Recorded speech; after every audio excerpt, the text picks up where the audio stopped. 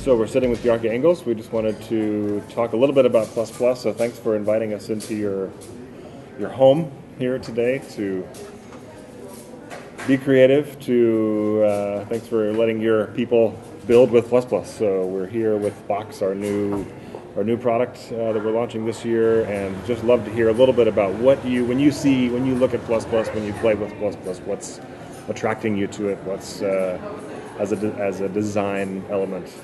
No, of course, I think one of the things, maybe the first thing about PlusPlus, which is interesting, is that it's a single form that has this kind of incredible ability to combine with more of itself in various ways.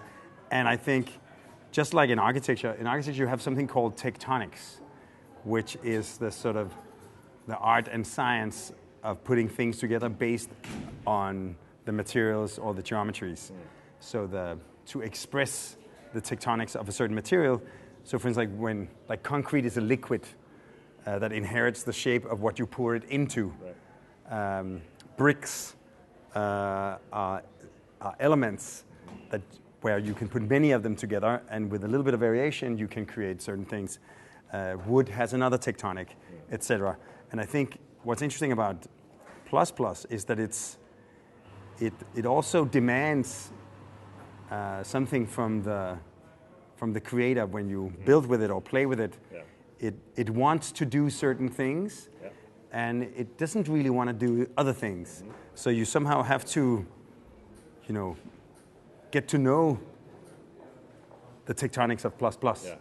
And sometimes you can push it to do things that it might not want to do, but when you crack the code, it becomes like this kind of eureka moment. Yeah. And there's like a famous American architect, Louis Kahn. He famously had this conversation. He was a lot into tectonics, and he had this conversation with a brick, where it said, where the brick tells him that it likes an arc, because when you're working with bricks, right, you can only do things in compression, and the only way to do a span, right, is by creating an arch.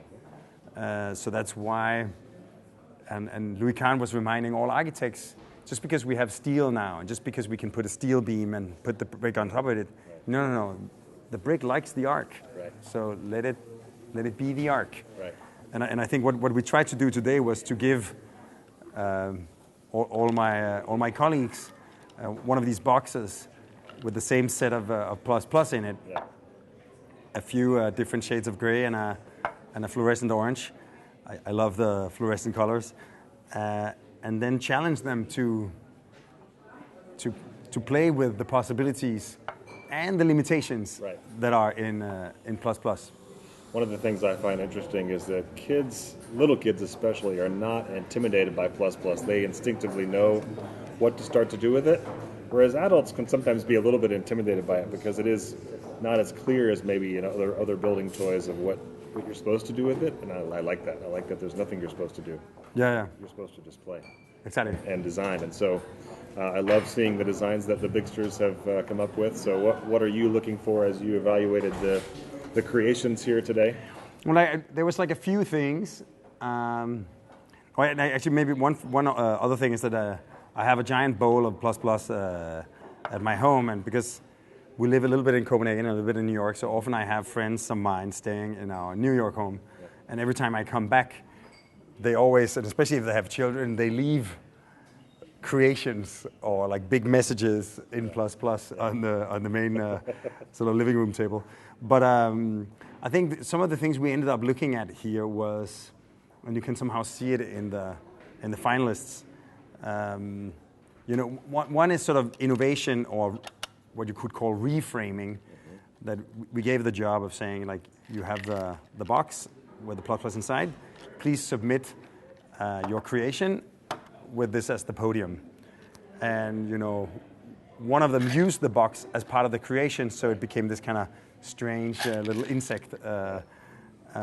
So I think this idea of reframing the problem, I think is something to look at.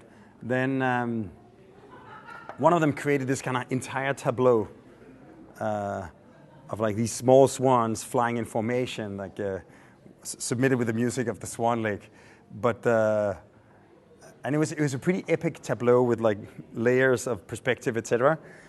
But slightly on the edge of what you could make a hold. So you could say its weakness was its weakness. Right.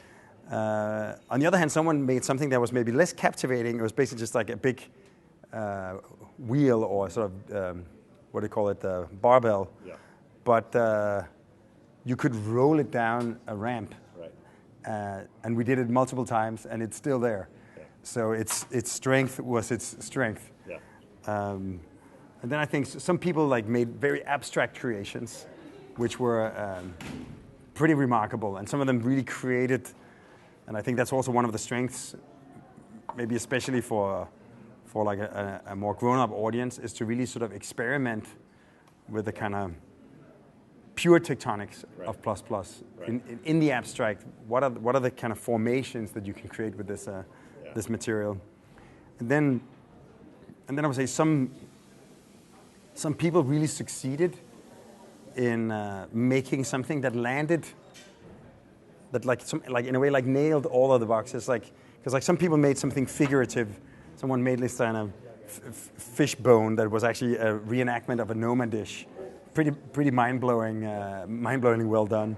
Some people made these kind of Pac-Man ghosts that is like clearly a new form that I think we're going to see more of those in the PlusPlus universe. Yeah.